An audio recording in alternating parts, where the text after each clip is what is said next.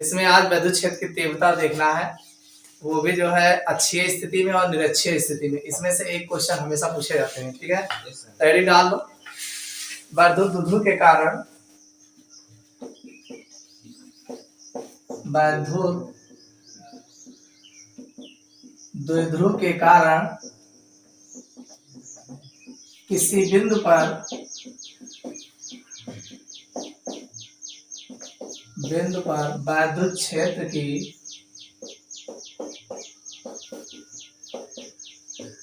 तीव्रता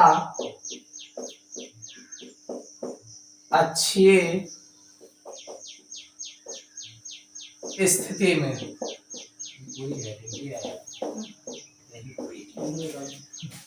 विद्युत द्विध्रुव के कारण किसी बिंदु पर विद्युत क्षेत्र की तीव्रता अक्षीय स्थिति माइनस क्यू जो होगा ये इधर E2 विद्युत क्षेत्र की तीव्रता मानते हैं, प्लस क्यू से E1 मानते हैं। अक्षीय स्थिति में मतलब जैसे हमारा द्विध्रुव ऐसे है, ऐसे पड़ा हुआ है, तो इसी के सामने ऐसे हमारा जो है वो जहाँ बिंदु है जिस पर हमें अक्षीय मतलब होता है वही के अक्ष माना, और निरक्षीय मतलब हुआ कि ई ऊपर है, टॉप में, तो ये निरक्षीय हो गया। तो ये अक्षीय मतलब ये अक्ष है ना, एक के लाइन में तो है, तो इसको अक्षीय स्थिति बोलते हैं, इसको ध्यान रखिएगा। अक्षीय स्थिति रहे तो जैसे द्विध्रुव रहे वही बगल जो है थोड़ी दूर पे ओके बिंदु रहे, ओके आपको विद्युत क्षेत्र की तीव्रता निकालनी रहेगी। तो हमारे पास कोई एक विद्युत द्विध्रुव है माइनस क्यू प्लस क्यू, और इसके मध्य बिंदु से r मीटर की दूरी पर कोई बिंदु P है जिस पर हमें विद्युत क्षेत्र की तीव्रता ज्ञात करना है। माना तो प्लस क्यू के का आवेश के कारण उत्पन्न विद्युत क्षेत्र की तीव्रता E1 होगा, और माइनस क्यू आवेश के कारण उत्पन्न विद्युत क्षेत्र की तीव्रता E2 होगा। यही तो होगा, एक बिंदु आवेश के कारण एक ही विद्युत क्षेत्र की तीव्रता होगी।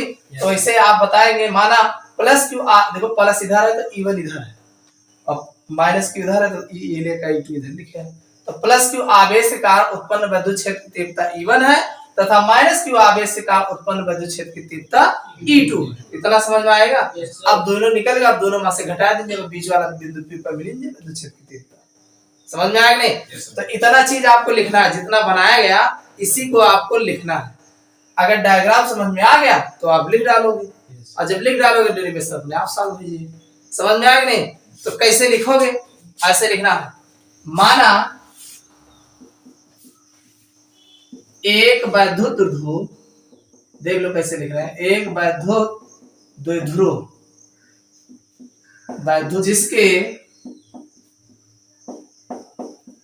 दो आवेश प्लस क्यू तथा माइनस है तथा दोनों आवेशों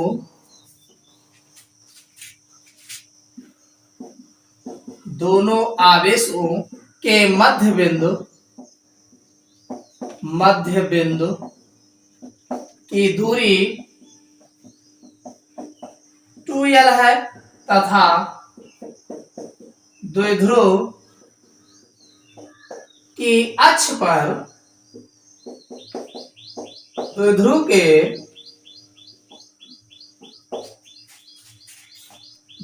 के बिंदु से r मीटर की दूरी पर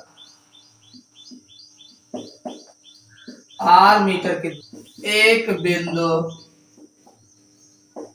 P है जिस पर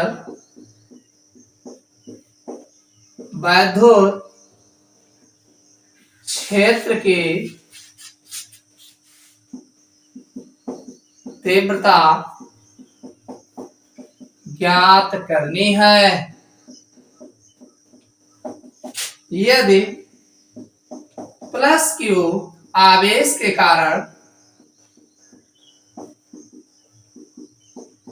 उत्पन्न विद्युत क्षेत्र E1 तथा माइनस क्यू आवेश के कारण उत्पन्न विद्युत क्षेत्र E2 हो, जबकि E1 व E2 की दिशाएं एक दूसरे के विपरीत हैं, इसलिए परिणामी वैद्युत क्षेत्र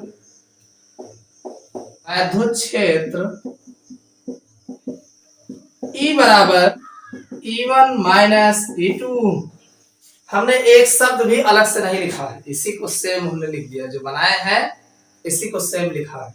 देखिए हमने यही तो कहा है कि हमने क्या लिखा, माना एक वैद्युत द्विध्रुव जिसके दो आवेश प्लस क्यू तथा माइनस क्यू है। देखिए एक वैद्युत द्विध्रुव बनाया है, इसके दो आवेश है, देखो एक प्लस क्यू है दूसरा माइनस क्यू है। और आगे क्या कहा, दोनों आवेशों के मध्य बिंदु की दूरी 2l है, यानी यहाँ से यहाँ तक की आवेश की दूरी क्या है 2l है ना, आधा इधर l है आधा इधर l है, तो 2l है। और फिर हमने क्या लिखा कि तथा द्विध्रुव के अक्ष पर द्विध्रुव के मध्य बिंदु से r मीटर की दूरी पर एक बिंदु P है। अरे ये द्विध्रुव के अक्ष ही हुआ, उसी के सामने ही तो है, तो इसके मध्य बिंदु से r मीटर की दूरी पर एक बिंदु P है, जिस पर हमें वैद्युत क्षेत्र की तीव्रता ज्ञात करनी है। वही लिखो, जिस पर वैद्युत क्षेत्र की तीव्रता ज्ञात करनी है। अब यदि प्लस क्यू आवेश के कारण उत्पन्न वैद्युत क्षेत्र की तीव्रता E1 है, यानी अब ये प्लस क्यू ये है ना, इसके द्वारा E1 होगा, और माइनस क्यू आवेश के कारण उत्पन्न वैद्युत क्षेत्र की तीव्रता E2 है। अरे माइनस इधर है तो इधर उत्पन्न करे, प्लस इधर है तो उधर उत्पन्न करे, और हमें बिंदु P पर ही वैद्युत क्षेत्र की तीव्रता ज्ञात करनी है। ठीक, तो यही है, आवेश का उत्पन्न वैद्युत क्षेत्र की तीव्रता E2 है, जबकि E1 और E2 की दिशाएं एक दूसरे के विपरीत है। अरे उधर का बात तो इधर का है। ठीक, आगे अब क्या कहा गया, दिशाएं एक दूसरे के विपरीत है, इसलिए परिणामी वैद्युत क्षेत्र की तीव्रता जो होगी, वैद्युत क्षेत्र जो होगा E बराबर, अरे वैद्युत क्षेत्र हम निकाल ही रहे हैं, E बराबर E1 माइनस E2। भाई इधर E1 है और इधर E2 है, E1 इधर वाले में से E का घटाए दीजिए, बीचों में P पर मिल जाएगी ना, मिल जाएगी। इतना समझ में आ गया ना। चलो अब बात यह आती है E1, पहले हम E1 की वैद्युत क्षेत्र की तीव्रता क्या है, इनकी इसकी ज्ञात करेंगे E1। तो जो वैद्युत क्षेत्र की तीव्रता होती है, हमने E बराबर क्या लिखा है जी, वैद्युत क्षेत्र की तीव्रता हमने लिखाया है 1/4 पाई एप्सिलॉन 0 Q अपान R स्क्वायर। यही तो लिखा है वैद्युत क्षेत्र की तीव्रता, बस उसी पे रख देना है और फिर नया से कुछ नहीं लगाना। 1/4 पाई एप्सिलॉन 0 Q। अब Q R स्क्वायर क्या लोगे, बात कर रहे हो इनकी, तो इनकी बात कर रहे हो, और लंबाई कहाँ से, दूरी कहाँ से लिया गया है, 0 से लिया गया है, तो अब इतना घटाना पड़ेगा ना भाई। अगर आप E1 की बात कर रहे हो तो इसका मतलब यहाँ से होना चाहिए, तो अब इतना यहाँ से आपका है, तो इसका मतलब यहाँ से यहाँ तक की दूरी R है, इतना तो हमें घटावे पड़े ना, एक यल घटावे पड़े बस। तो ये हो जाएगा Q अपान R माइनस L स्क्वायर। भाई आप जानते हैं वैद्युत क्षेत्र की तीव्रता E बराबर होता है 1/4 पाई एप्सिलॉन 0 Q अपान R स्क्वायर। तो अब R स्क्वायर की जगह पे क्या लिखोगे भाई, R माइनस L लिखोगे ना। अरे पूरा यहाँ तक जब R है तो इतना हमें घटाना पड़ेगा। ठीक, तो इतना समझ में आ गया, हो गया। इसी तरीके से बात अगर हम E2 की करेंगे, तो E2 का मतलब यहाँ से, तो यहाँ से क्या होगा, यहाँ तक की R है और आपकी यहाँ तक लेना है, तो ये हो जाएगा 1/4 पाई एप्सिलॉन 0 Q अपान R प्लस L का स्क्वायर। इतना समझ में आओ कि नहीं? Yes sir. भाई यही तो हमने बताया है, एक R माइनस L का होल स्क्वायर हो जाएगा, एक R प्लस L का होल स्क्वायर हो जाएगा। समझ में आ गया ना।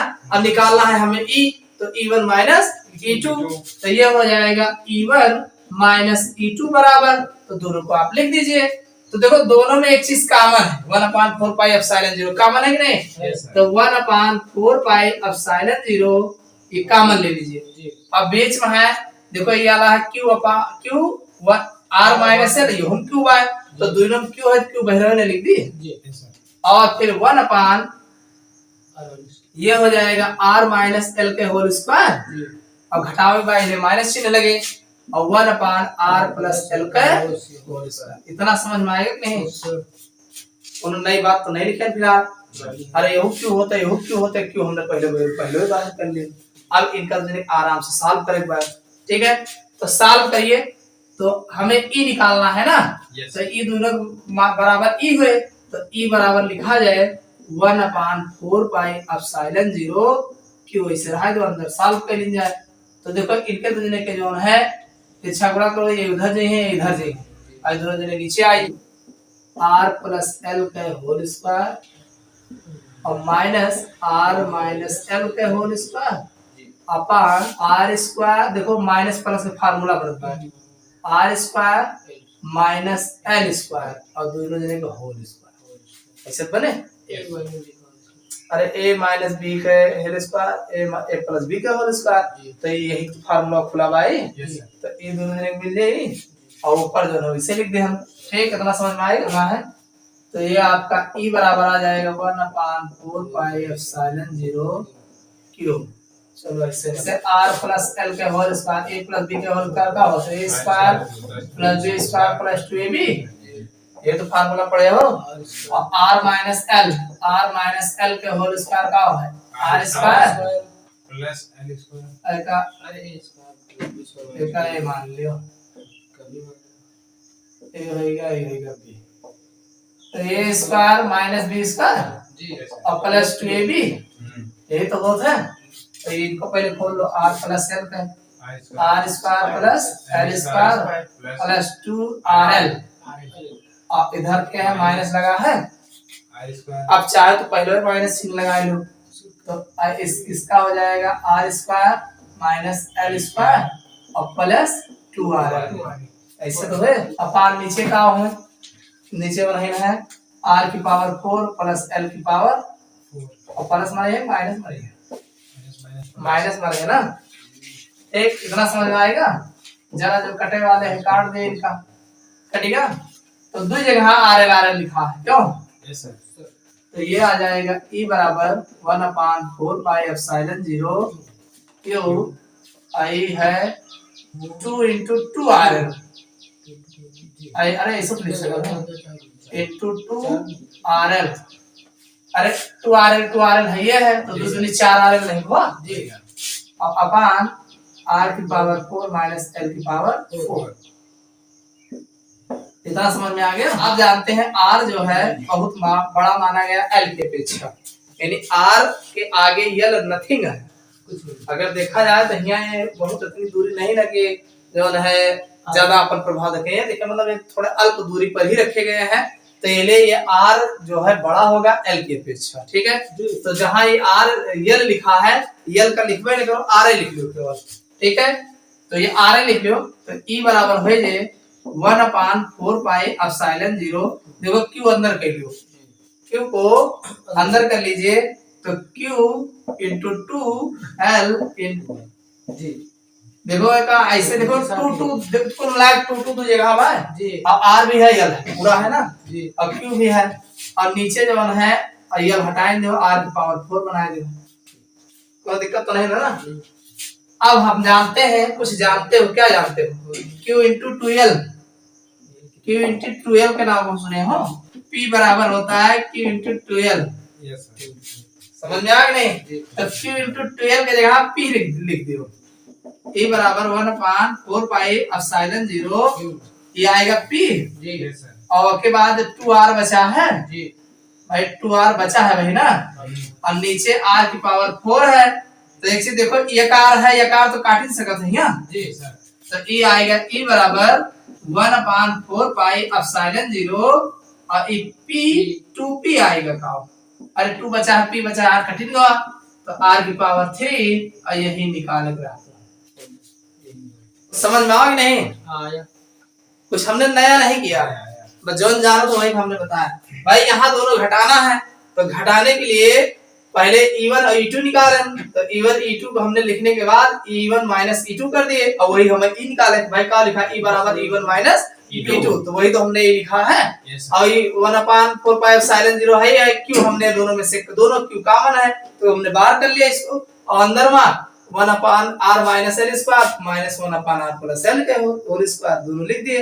लिखने के बाद अब इसी को सॉल्व कर दिए हमने। सॉल्व करते हुए यहाँ तक आओगे तो प्लस 2rl बचे, प्लस 2rl इधर बचे तो दो जगह अब चाहो तो 2 दूनी 4rl लिख सकते हो, लेकिन अब लिखे से अच्छा पढ़ा रहा है तो जरूरत लगबे करे।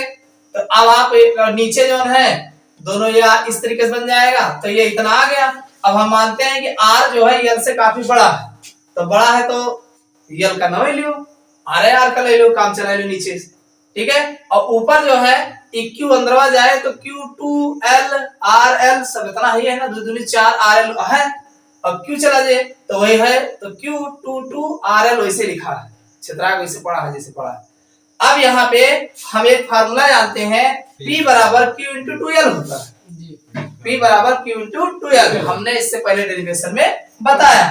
तो अब P भाई PQ into 2L के स्थान पे हम इतने पे P लिख देंगे तो 2R बच जाएगा ना। तो ये P into 2L होएगा, R बचता है तो ये R बच गया आपका, और अपान नीचे का ही होएगा।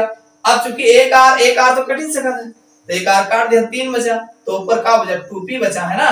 अरे चाहे P2 लिखो चाहे 2P लिखो चाहे जैसे लिखो, तो ये 2P अपान R3, ये E बराबर 1/4π0 का मान होगा। यही आपको अच्छी स्थिति में जो विद्युत क्षेत्र की तीव्रता निकल के आएगी यही होगा।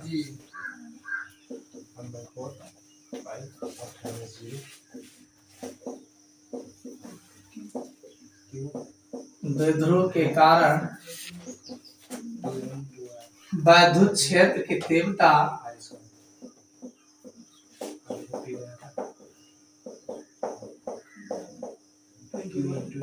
विद्युत क्षेत्र 6 स्थिति में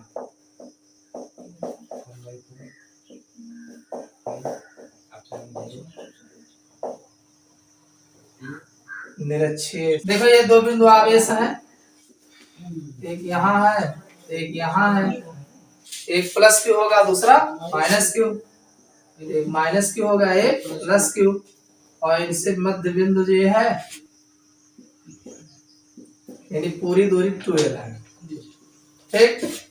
और सुनिए, अब इस मध्य बिंदु से R मीटर की दूरी पर एक बिंदु P है, इस मध्य बिंदु से R मीटर की दूरी पर एक बिंदु P है जिस पर हमें विद्युत क्षेत्र की तीव्रता ज्ञात करनी है। समझ में आया नहीं? ये निरक्षीय स्थिति में है ना, हमने क्या लिखा, निरक्षीय स्थिति में। अच्छे स्थिति में रहा तो सामने रहा बगलिए रहा, निरक्षीय मतलब खपड़े के ऊपर रहेंगे, ठीक। तो ये निरक्षीय स्थिति में अब ये मध्य बिंदु से R मीटर एक बिंदु P है, इसी पे विद्युत क्षेत्र की तीव्रता निकालना है। तो देखिए इसमें ये 2 कंडीशंस हो सकता है, एक तो ये ऐसे एक ऊपर की ओर कार्य हो सकता है, विद्युत क्षेत्र की तीव्रता जो है ये ऐसे भी हो सकता है, ऐसे भी हो सकता है, और एक ऐसे भी हो, इससे के थ्रू ऐसे हो सकता है, और फिर इसके थ्रू ऐसे हो सकता है, और या दोनों ऐसे हो सकता है इस तरीके। तो ये मान लीजिए, देखो अब प्लस क्यू आवेश के कारण उत्पन्न विद्युत क्षेत्र की तीव्रता E1 होगा, और माइनस क्यू आवेश के कारण उत्पन्न विद्युत क्षेत्र की तीव्रता E2 होगा, ठीक है। तो यहाँ पे 2 कंडीशन हो सकती है, यहाँ पे E1 साइन थीटा और ये हो जाएगा E2 साइन थीटा, ये ऐसे होगा। अब चूंकि E1 और E2 एक दूसरे के अपोजिट है तो इसका कोई मतलब ही नहीं है, काट दीजिए इसको, ठीक। और ये इधर इस वाले पे जो होगा ये एक E1 इधर हो जाएगा और एक E2 इधर हो जाएगा, और दोनों का मध्य बिंदु जो होगा यहाँ पे आ जाएगा बीच में, तो ये हो जाएगा E1 cos theta, E1 cos theta और E2 cos थीटा। इतना समझ में आया कि नहीं? अब देखो, अगर आपको ये पता चल जाए R है यहाँ से यहाँ तक की दूरी ये, और ये R है ना, चीज पता चल जाए, जैसे ऐसे ER और EIL तक ना निकाल पाऊँ, इसे निकालेंगे। तो इसको निकालने के लिए आप जानते हो अंडर रूट, अरे ऐसे तो लगाओगे, मान लीजिए AB है और ये C है, तो AB बराबर का निकाला जाए under root R² plus L², ये फार्मूला लगे तो बस ठीक है, कहे under root R² plus L², कोई दिक्कत तो नहीं है ना। तो ऐसे हो जाए फिर under root R² plus L², इतना समझ में आया कि नहीं? बस इसी को आपको लिखना है कि माना तो द्विध्रुव है, प्लस क्यू तथा माइनस क्यू आवेश, R मीटर की दूरी पर एक बिंदु P है, जिस पर हमें विद्युत क्षेत्र की तीव्रता ज्ञात करनी है। इतना हो जाएगा। अब प्लस क्यू आवेश के कारण विद्युत क्षेत्र की तीव्रता E1 है तथा माइनस क्यू आवेश के कारण विद्युत क्षेत्र की तीव्रता E2 है। तो साइन और साइन की अगर वैल्यू देखोगे, जैसे ये भाई एक इधर का अपोजिट आया तो दूसरे नोड का अपोजिट आया। इसी तरीके से काश में अगर देखोगे तो इधर आएगा, इसका थोड़ा डेरिवेशन थीटा उल्टा मान के बताया जाता है। तो इतना हम आपको नहीं डीपली समझा रहे हैं, इतना बता रहे हैं कि ये E1 है E2 है, ये चूंकि एक दूसरे के अपोजिट है तो इसकी वैल्यू नहीं लेंगे। अब जो E1 और E2 काश वाला आएगा, जैसे साइन का बनेगा वैसे काश का बनेगा। तो E1 cos थीटा और E2 sin cos थीटा जो है ये मध्य में आएगा, और जब मध्य में आए तो ये मध्य बिंदु हमें ज्ञात करेंगे। ठीक है, तो इसी को निकालना है। तो आप इसको लिखिए कैसे। माना एक वैद्युत द्विध्रुव जिसके दो आवेश क्रमशः प्लस क्यू तथा माइनस क्यू हैं, इनके मध्य बिंदु से r मीटर की दूरी पर एक बिंदु P स्थित है जिस पर विद्युत क्षेत्र के तीव्रता ज्ञात करनी है।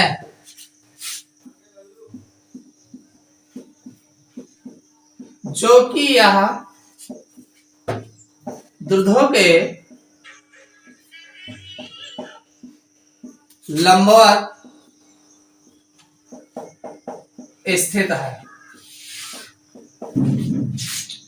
भाई ये कहाँ स्थित है? द्विध्रुव के लंबवत स्थित है। माना प्लस क्यू आवेश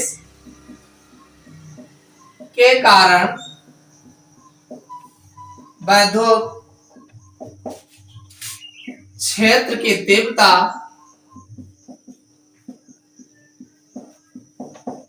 E1 तथा माइनस क्यू आवेश के कारण उत्पन्न विद्युत क्षेत्र की तीव्रता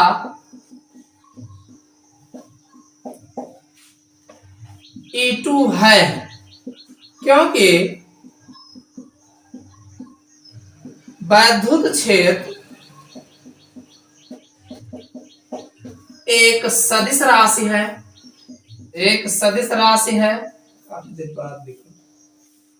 अतः परिणामी विद्युत क्षेत्र इनके सदिश योग के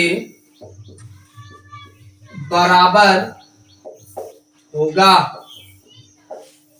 E बराबर E1 cos theta plus E2 cos theta होगा। भाई cos वाला दोनों मध्य में आ रहा है, तो E1 cos theta E2 cos theta हो जाएगा, साइन वाला कैंसिल हो जाएगा। साइन वाला अदिश पे जा रहा है और ये E वाला जो है cos वाला सदिश पे आ रहा है, तो सदिश के योग वाला लेंगे हम। तो आप जानते हैं E1 बराबर E2, आप यहाँ पे देख रहे हैं दोनों मध्य बिंदु में मिल रहा है, तो E1 बराबर E2, तो ये आपका आ जाएगा, यानी E बराबर 2E1। अब एक चाहे E1 ले लो चाहे E2, तो चूंकि इधर वाली दूरी उतना है, इधर वाली दूरी उतना है, ठीक है। तो E बराबर 2 आप लिख सकते हो E1 cos थीटा, इतना लिख सकते हो ना।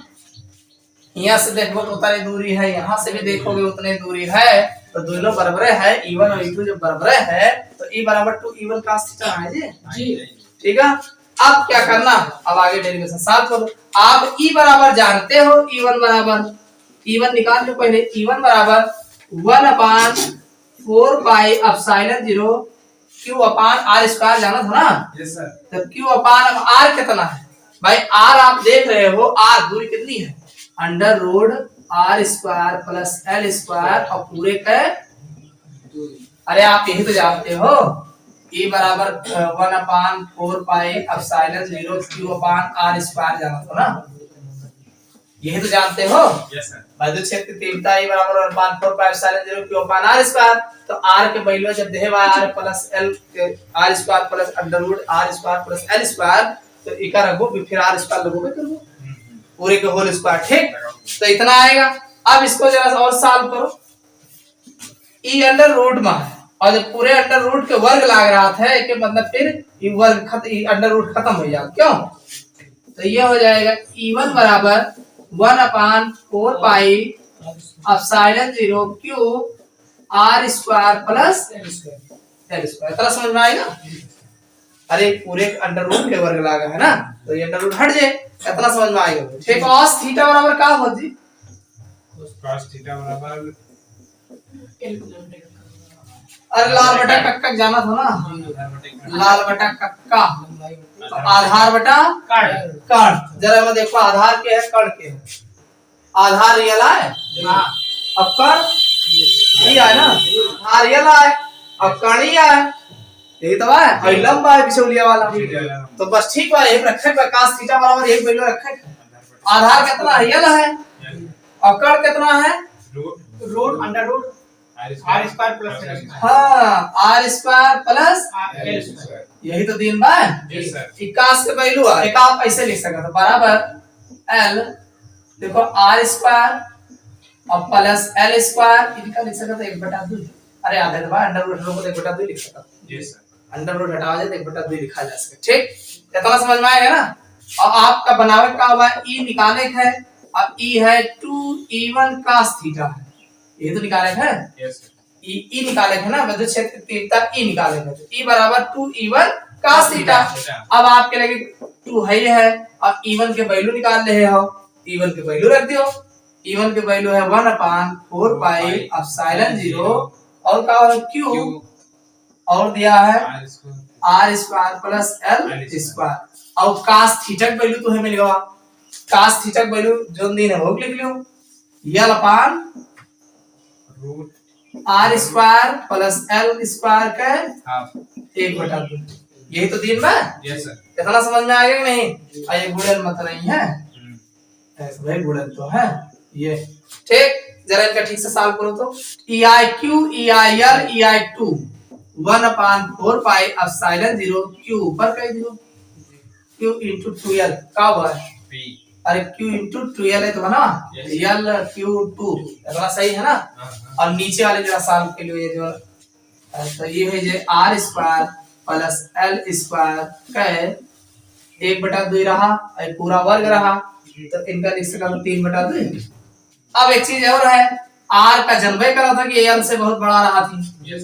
तो एल का कोनो वैल्यू ही नहीं ना, तो ठीक है और आगे चलते हैं, तो 1/4 पाई एप्सिलॉन 0 और सुनो चलो इनका वही सरा दो Q into 2L, ये आवा है और नीचे भेजे हैं R लीजिए, ठीक है, और R का स्क्वायर है और इनके ऊपर जो है 3/2 बैठा है, ठीक, कितना समझ में आएगा, 1/4 pi epsilon 0 P. Q into 2L का P लिखा था ना, Yes, sir. तो इनका P लिख दियो, और सुनो ई 2 से कट जाए, अरे 2 से कट न जाए तो बचे का R की पावर 3 बचे, और यही तो निकालेगा, ये हमारा है E, विद्युत क्षेत्र की तीव्रता E निकालेगा, देखो समझ में आओ, into 2L बराबर आप जब भाई करा था इनका Q into 2L बराबर P होता है, ठीक, Yes. देखिए यदि किसी आवेशित चालक में 1500 इलेक्ट्रॉन की अधिकता है, कोई चालक है, चालक मतलब तार है, ठीक है, Yes. और तार पर कह रहा है कि 1500 इलेक्ट्रॉन की अधिकता है, तो इलेक्ट्रॉन का आवेश होता है 1.6 × 10⁻⁻19 कूलम, मालूम है कि नहीं, याद होना चाहिए, एक इलेक्ट्रॉन का आवेश होता है, एक इलेक्ट्रॉन का जो आवेश होता है 1.6 × 10⁻19 कूलम होता है, Yes. समझ में आया कि नहीं। अब चूंकि ये माइनस होता है, इलेक्ट्रॉन पर जो आवेश होता है ऋणावेशित होता है, तो कह रहा है कि इसी आवेशित चालक पर 1500 इलेक्ट्रॉन की अधिकता है, तो जाहिर सी बात है इलेक्ट्रॉन की अधिकता होगी, ठीक है। उस चालक पर उपस्थित आवेश की प्रकृति, जब 1500 इलेक्ट्रॉन ज्यादा ही बताता है, देखिए मतलब वो उसका आवेश ऋणात्मक होगा जी सर। अरे जब पहले ही कहा था 1500 इलेक्ट्रॉन है, तो आवेश की प्रकृति कैसे होगी, ऋणात्मक होगी। आगे कह रहा है तथा इसके आवेश की मात्रा क्या, तो अभी बताओ कितना आवेश है ऊपर जी, अधिकता वाला तो बता दे। तो एक इलेक्ट्रॉन के आवेश होते 1.6 × 10⁻⁹ और 1500 बताता है, तो दोनों जने गुणा करा दे, साफ हो जाए। तो आप जानते हैं Q बराबर Ne, आप जानते हैं Q बराबर Ne होता है, Q बराबर Ne, N है नंबर ऑफ इलेक्ट्रॉन्स, कितने इलेक्ट्रॉन्स हैं, E एक इलेक्ट्रॉन का आवेश होता है। तो N बराबर आपको बता दिया गया है 1500 इलेक्ट्रॉन, कितना है 1500 दिया है ना, तो 1500 इलेक्ट्रॉन है। तो अब आप Q बराबर ये नहीं होता है, आवेश ज्ञात करना है, क्या आवेश की मात्रा ज्ञात करनी है ना, Q बराबर N की वैल्यू है 1500 और E की वैल्यू है 1.6 × 10⁻⁻19, कितना है, इनका सॉल्व करो। Q बराबर 15 है जी, इनका लिख सकते तो 10⁻2 लिख सकता था, जो 2 0 का 2 लिख सकता था, 1.6 × 10⁻�19 ये है जे 15 गुणे 1.6 गुणे 10⁻19 में से 2 घटा दो, कितना बचा 17, इनका गुणा करा लो, 15 छक्का 90, 90 के 9 आवा और 15 कम 15 और 9 24 आएगा, 1 लग जाए और गुणे 10⁻17 इतना है। अगर ये दशमलव इधर खसकावा जे तो जो 17/16 हो जे, तो 2.4 × 10⁻⁻16 आंसर आ जाएगा। इतना आवेश जो है इस पर है। क्वेश्चन कह रहा है कि दो समान रूप से आवेशित गेंद, यदि कोई गेंद है और दुईठी है और दोनों समान रूप से आवेशित, चाहे Q1 मान लो चाहे Q2 मान लो, कुल मिला के दोनों एक कैमियर है, ठीक है। आवेशित गेंद वायु में 3 सेमी की दूरी पर रखे, दोनों गेंद एक दूसरे से 3 सेमी की दूरी पर रखी गई तथा एक दूसरे को 4 × 10⁻⁵ न्यूटन के बल से प्रतिकर्षित कर दे रही, रिपल्सन दे रहा है, और प्रत्येक गेंद पर आवेश Q ज्ञात करना है, गेंद का आवेश Q निकालना है, ठीक है। तो आप जान रहे हैं कि 2 बिंदु आवेश, जैसे मान लीजिए एक बिंदु ये है एक बिंदु ये है और दोनों की दूरी r यानी 3 सेमी दे रखा है, भाई ये Q है ये भी Q है, अब समान है तो Q ही होगा, ठीक है। और ये दोनों गेंद है और दोनों समान रूप से आवेशित हैं और दोनों की दूरी 3 मीटर है। तो आप जानते हैं 2 बिंदु आवेश का जो फार्मूला होता है, आकर्षण बल F बराबर 4πε0 Q1 Q2 अपान क्या होता है r² होता है, Q1 Q2 अपान r², यानी F जो कूलाम का नियम कहता है कि दोनों आवेशों के गुणनफल के अंतर्मानुपाती तथा उनके बीच की दूरी के वर्ग के व्युत्क्रमानुपाती होता है, यही न्यूटन का नियम है। यानी दो बिंदु आवेशों पर लगने वाला जो आकर्षण और प्रतिकर्षण बल होता है, चाहे आकर्षण बल कहो चाहे प्रतिकर्षण बल कहो, दोनों आवेशों के गुणनफल के अंतर्मानुपाती तथा उनके बीच की दूरी के वर्ग के व्युत्क्रमानुपाती होते हैं। समझ में आया नहीं? अब यहाँ पे आपको देखा रखा है, देखो कि Q और Q, जैसे एक मान लो Q1 एक मान लो Q2, तो Q1 Q2 दोनों कैसे हैं, बराबर है ना।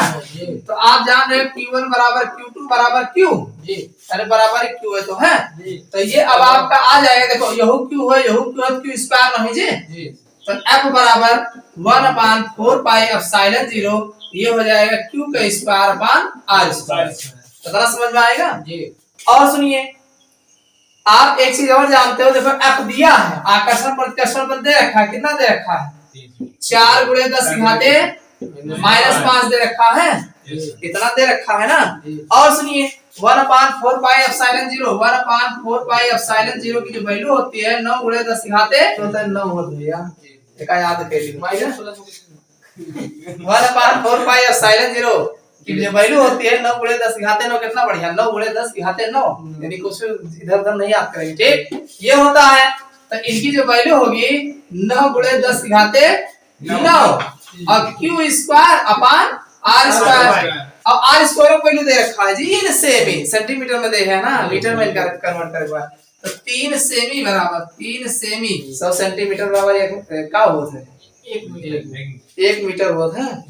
तो आपको सेंटीमीटर में दे रखा है, तो 100 सेंटीमीटर दिया है ना, तो 1 मीटर 100 सेंटीमीटर के बराबर होता है। तो बस ठीक तो है, 100 से भाग दे इनका। तो ये कितना आए हैं 3 गुणे 10 की घाते माइनस 2, 3/100 लिखो, 3/100 लिखो ना। तो 100 कहाँ एक आप लिख सका तो 3/10 की घाते 2 लिख सका था। ये ऊपर जो है 3 गुणे 10 घाते माइनस 2 न बन जाए, वैल्यू रख दो। ये r के जगह पे इनको आप लिख दो 3 गुणे 10 की घाते माइनस 2, और चूंकि r स्क्वायर है तो इनको स्क्वायर लगा दो।